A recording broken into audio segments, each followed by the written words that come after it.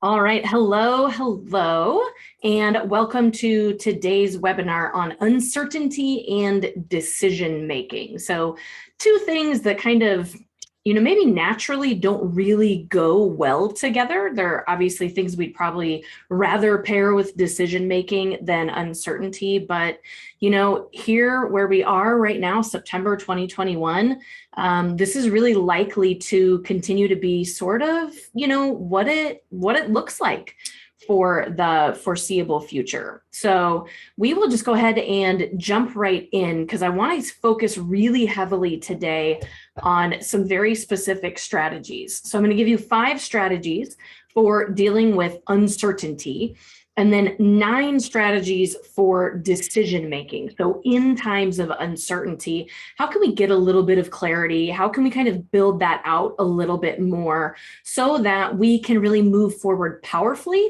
instead of, moving forward and feeling like we can't make a decision, or moving forward or feeling like we can't move forward at all, really.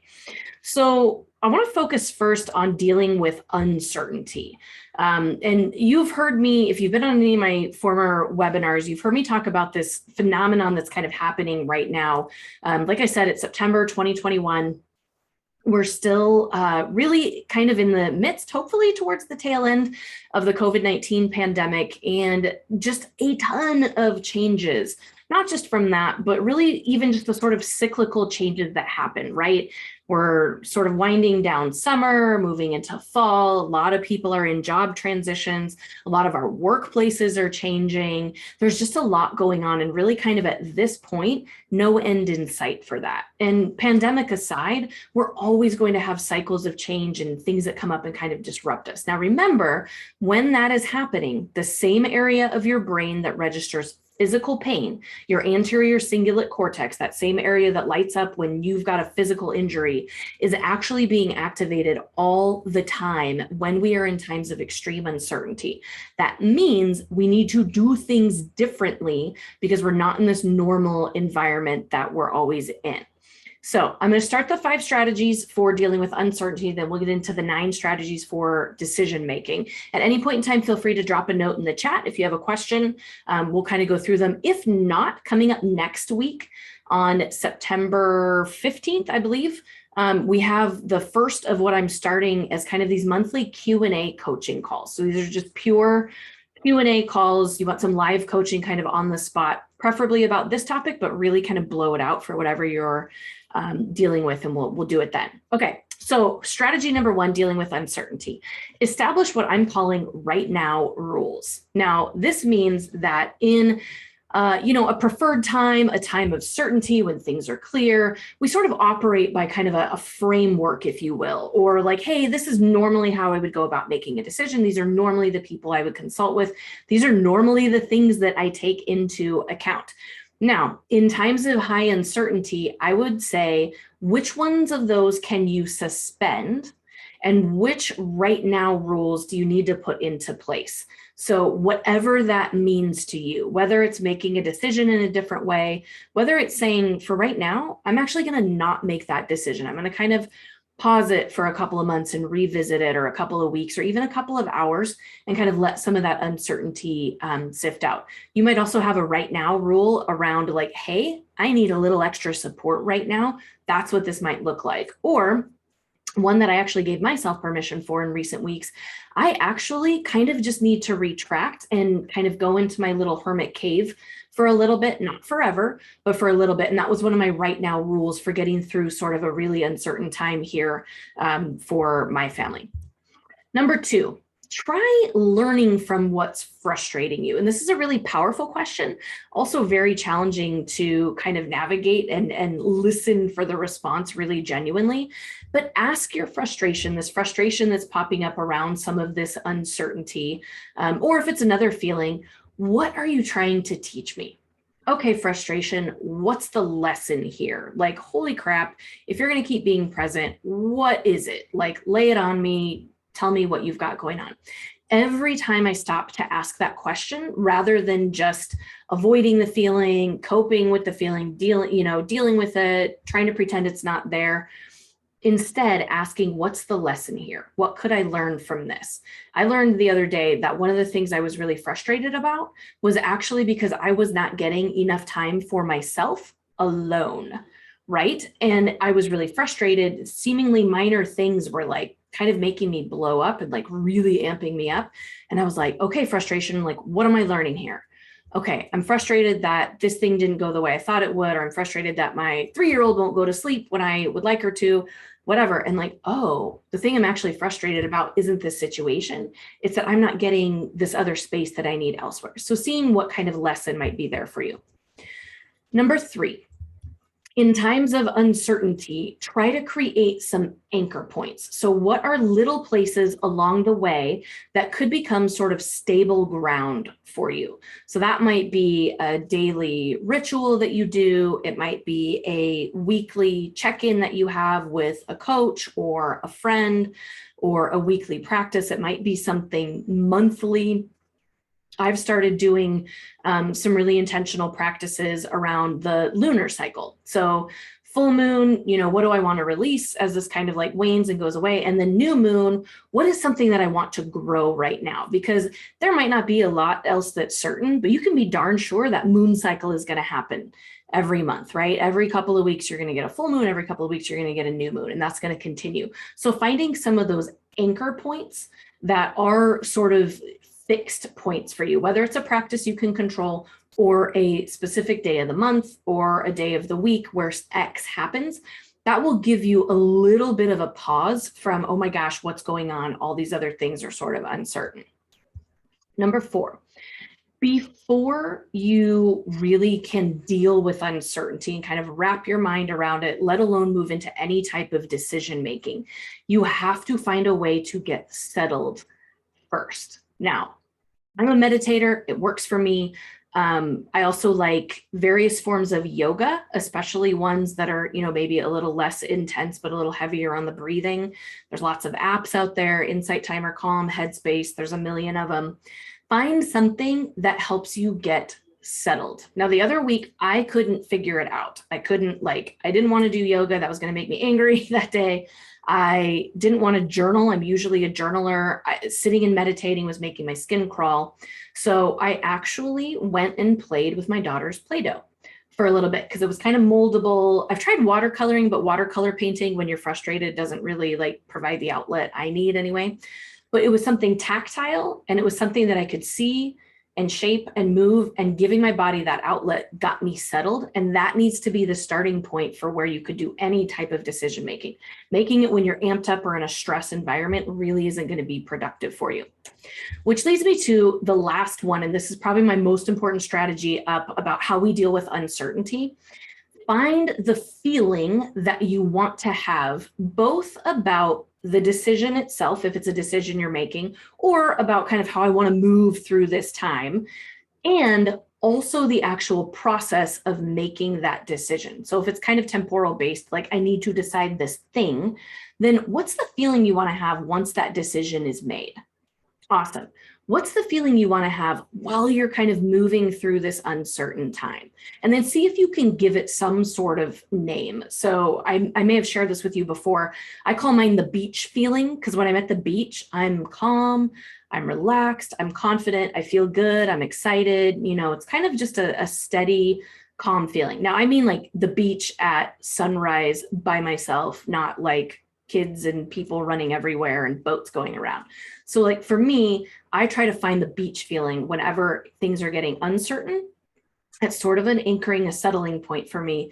And I remember like, oh yeah, that's how I want this to feel at the outcome. So getting into that feeling state is actually going to rewire your neural pathways away from, oh my gosh, stress response, this thing is uncertain, which is sort of what we've, may have come into when I think about something uncertain, think about a decision I need to make, I'm conjuring up that beach feeling and I'm making the decision from there. So get an ocean scented candle. I've got a shell over there. I play beach waves crashing in the background sometimes when I'm working or when I'm journaling.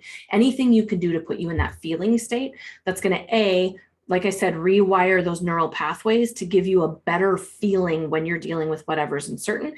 And B, it's going to put you more into that state so that you're going to be more likely to get more of that state with what you're kind of working through.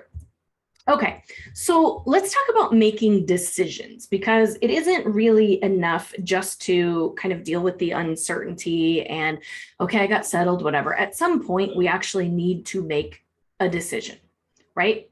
So number one, get out of your head and into your body. And what I mean by this is every single one of you watching this, whether it's live or it's on the recording, is very, very intelligent and very, very capable. And those are amazing qualities, and they are also the ones that can trip you up, because that means you are very capable of talking yourself out of or into almost anything. You can see the possibilities, you can come up with the justification, you remember every reason that's ever been mentioned about why you should or shouldn't do something, and all of that goes in, and you can really kind of fool yourself into that. The thing that won't lie is your body. Now, one quick way to do this, I have a full session called the body compass, which we kind of go through and calibrate. It takes about an hour, hour and a half. A quicker version of how we access the wisdom in our body is simply shut your eyes, get kind of settled and calm, and then think about whatever the decision is. I don't even care if it's like, do I have the salad or the burrito at lunch? And in your body, kind of understand where you're feeling at, sort of get a feel like, okay, this is how it feels. I'm kind of at neutral. And then think of decision A. So let's say I'm going to get the salad, or I'm going to take the job. And I'm going to kind of imagine that it lives off to my left. I'm going to turn towards that. And I'm just going to notice what happens in my body. Do I have tightness anywhere? Did my shoulders relax? Do I feel like it's easier to breathe? Do I have a pit in my stomach? Did my hands clench? Am I kind of getting a little hot and flushed? And just notice it. No judgment, no anything. Like, don't try and even make sense of it. Literally just like, okay, this is what's going on.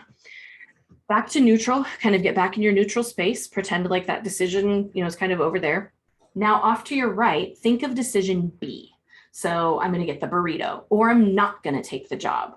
And same thing, repeat that exercise and just see what happens in your body, and then compare the two. I guarantee you one will feel a little different than the other. And that's a really solid indicator of, wow, it felt better when I was thinking about this thing. It felt less good when I was thinking about that thing. And it doesn't need to take a ton of time. You can do it fairly quickly. Just make sure you're resetting to neutral in between. All right, strategy number 2 for decision making. This is a really difficult one, but one of the words I played with, or phrases I played with early in 2021 was dropping resistance. And so the word was resistance. Where am I feeling resistance? Where am I pushing back against things? What is that kind of creating? Because that resistance often will create that friction. However, as I've moved through this, I think it's actually attachment. Now, doesn't mean we can't hope for good things. Doesn't mean that we can't want good things or try and manifest them or meditate about them. I do all of that. I've got a vision board over here. I've got my little moon altar over there that has all those things on it. But can I drop the attachment to the outcome? Which means if it doesn't happen, can I still be okay with that? And 9.999 times out of 10, if you genuinely answer that question, you could be. You could absolutely be okay if the thing, even that you really want, doesn't happen. So see how you can drop attachment to the outcome. And I say as much as you can. So like ease up on the self-pressure. If you're like, Nicole, I can't let it go. That's okay. Ease that part up a little bit and just see if you can release a little bit more attachment to that. You might want to put a mantra to it, a phrase, whatever it is. I'll be okay if. I have a friend who uses this or something better, which I love. But again, kind of being attached to the outcome as even something better, even if it doesn't look like the thing that you actually want. So see if you can kind of loosen up some of that attachment. All right. So next strategy, filtering out unhelpful voices or thought constructs that you use. And so there's 2 kind of prompt questions on the screen. Who are you inviting into your head? And I love asking it that way because nobody has permission to come in between our own 2 ears unless we put it there, right? They can say something, we can hear it, but we don't have to give them permission to go any farther than these two things on the side of your head, right? We don't have to let them in. We can invite them in. And when I put it that way, like, who have I invited into my head? I'm like, whoa, why do I even care about that lady that was rude to me in the grocery store? Like, I really don't. Or that person in traffic that, maybe gestured at me with one finger instead of their entire hand. Like, why am I letting them live in my head and kind of replaying that? And then the second question, what are you letting guide your decision making? Now, this is a really interesting one, to break down your decision in terms of criteria. So this is often what I'll say is like, what am I letting guide my decision making? Sometimes that's a little too kind of like hard to put my hands around. What criteria am I using for this decision? And be brutally, brutally honest with yourself. Like, brutally honest with yourself. Because often what we find when we really map it out, and I mean like write them down, what criteria am I using? You will be surprised how many times it's someone else's expectation, someone else's advice, someone else's thought about your life, which they don't live, some coworker's expectation, whether it's implied or it's overt, and we're kind of making an assumption. But what are you really using for that decision-making criteria? So asking those two questions really helps you get clear on what you are using to make the decision. And then guess what?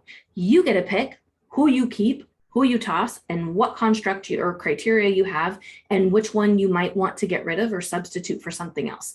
So if you struggle with that, put it in the terms of if you were interviewing someone else and writing up the rubric for what are like minimum qualifications, what are your expectations, and what are you looking for that you would like judge them on, and see if that can kind of help give you a little bit of distance away from it.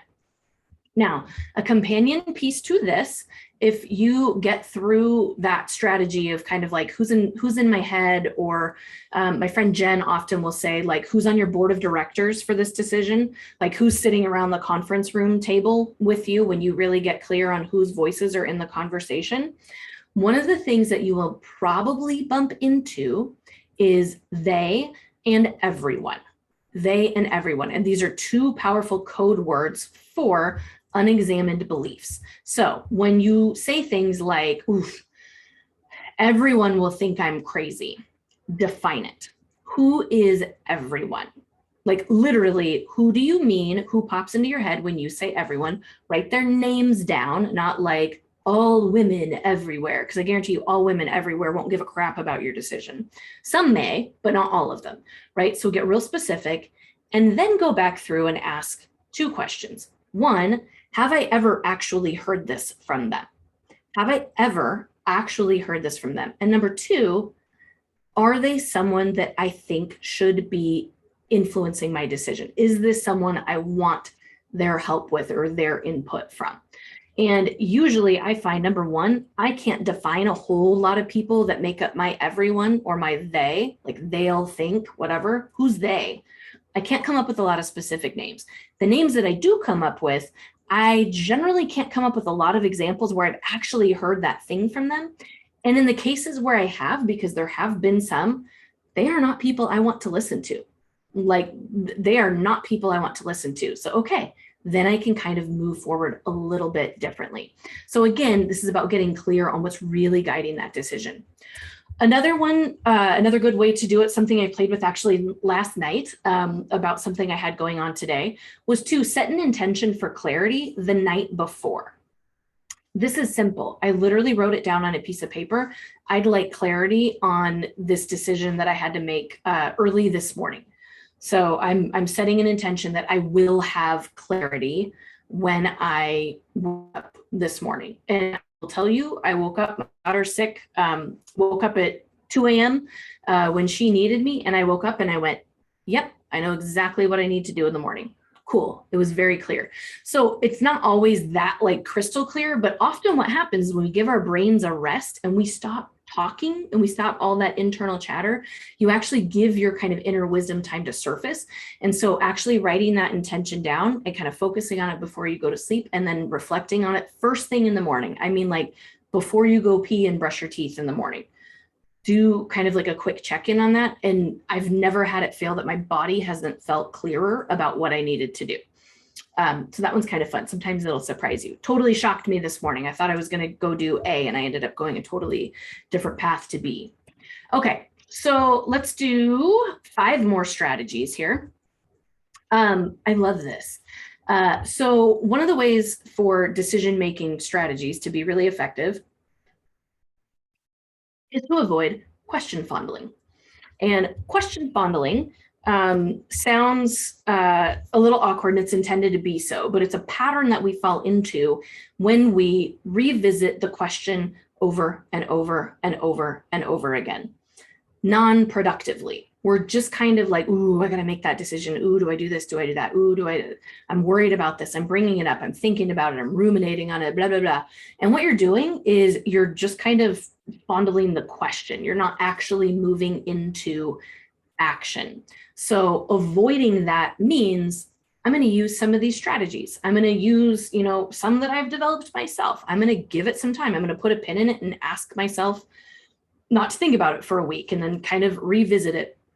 But try and stay out of that spin or that churn that happens when you're only focusing over and over on the question itself and not actually getting into any of the work of trying to sort out the decision. It's an evasion strategy, actually, that we do sort of subconsciously because the harder work is in actually digging into the decision. Number 2, try on a decision and see how it feels. I do this a lot with coaching clients that are like, oof, I need to do this, or I need to do this and I got to figure it out soon.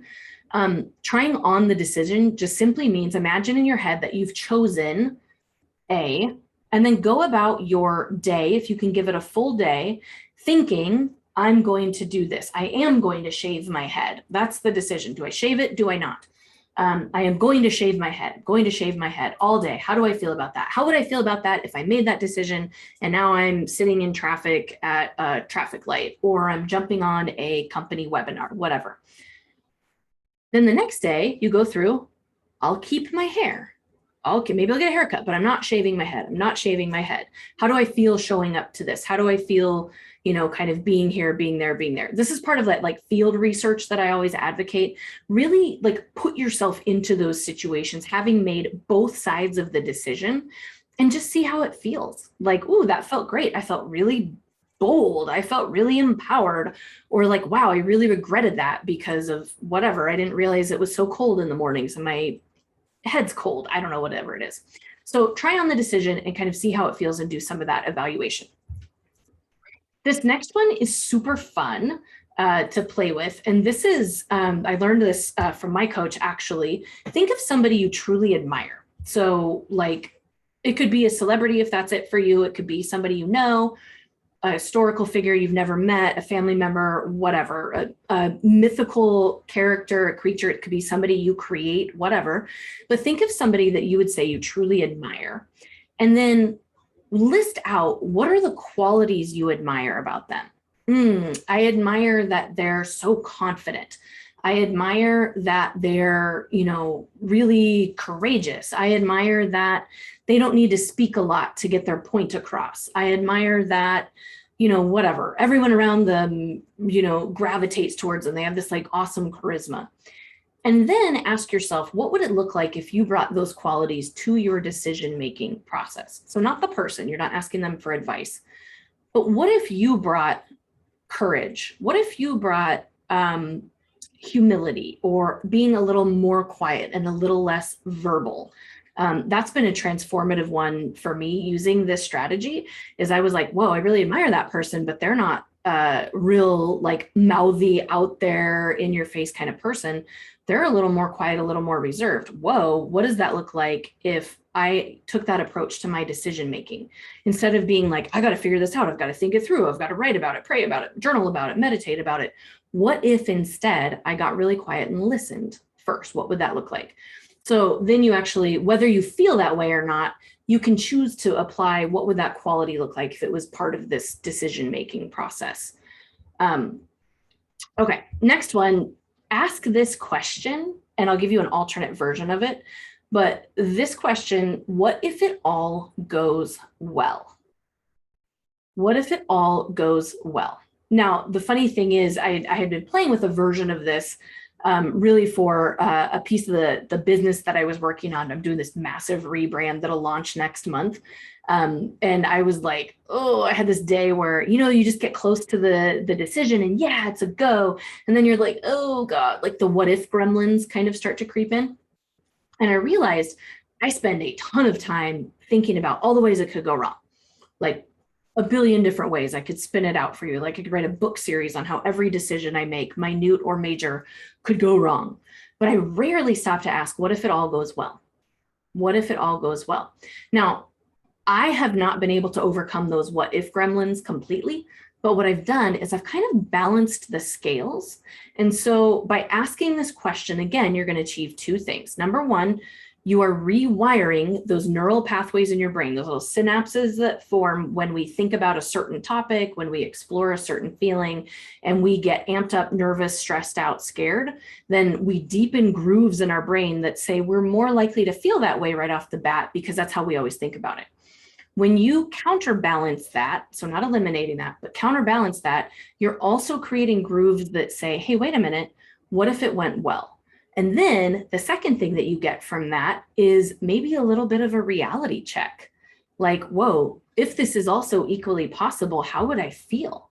How would I move through the next, hour, 10 hours, 10 days, 10 weeks, 10 months, 10 years, if I kept this also as an equal possibility? So it doesn't have to drown out the other one, but can you at least give it equal weight? And that's going to kind of ease up some of that stress that you might be feeling and some of that fear that creeps in.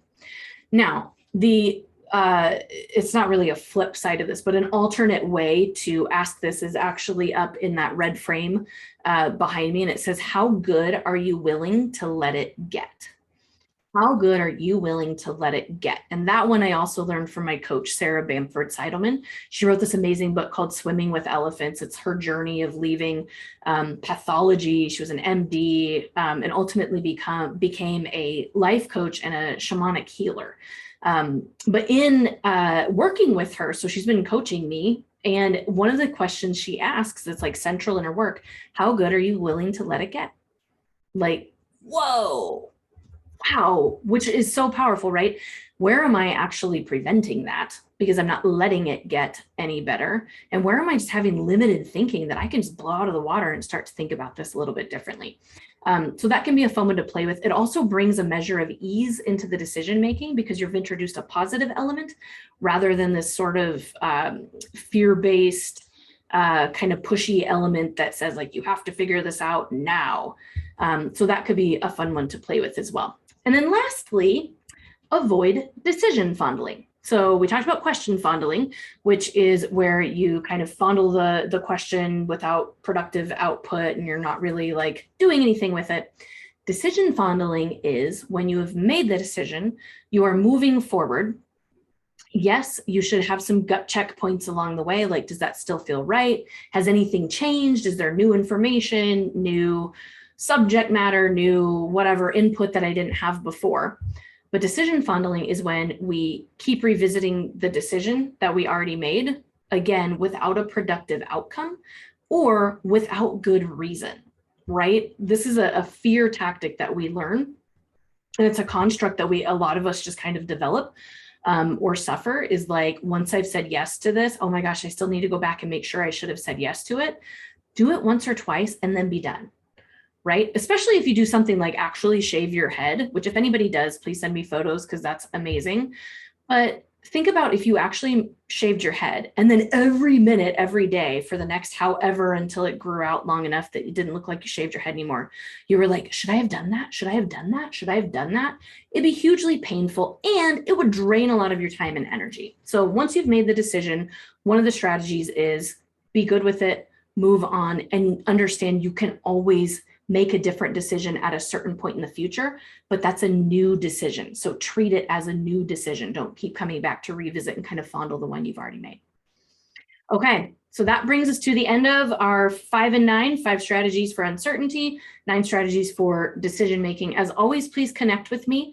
Like I mentioned at the beginning of the broadcast, I'm also introducing a new feature kind of as a companion to these webinars, which is a monthly open coaching Q&A call. The coaching calls will not be recorded. So if you have any questions that you want to ask, you can submit items to me ahead of time as well if you're going to be there. But just know that that's kind of a come show up, and they're not going to be recorded, mostly so that we can create really a safe container, kind of a comfortable environment for everybody. So with that, I am going to close, but to each of you, no matter when you're listening to this, just know that I am here for you. I'm sending you good vibes. I know things are murky and uncertain and unclear for a lot of folks right now. But just know that you've got a companion in that journey and a support as well. So thank you so much. And then hopefully we'll see you on the coaching call next week. Take care, everybody.